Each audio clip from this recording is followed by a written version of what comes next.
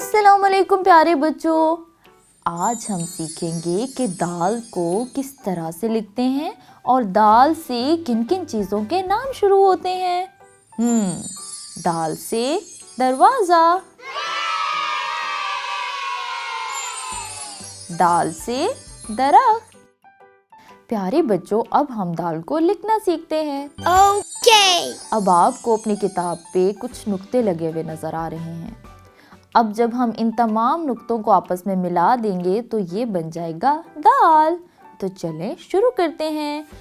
सबसे पहले वाले नुक्ते पे हम अपनी पेंसिल रखेंगे और तमाम नुकात को इस तरह से आपस में मिला देंगे और ये बन जाएगा दाल। बिल्कुल इसी तरह से अब हम एक और दाल की मशक करते हैं।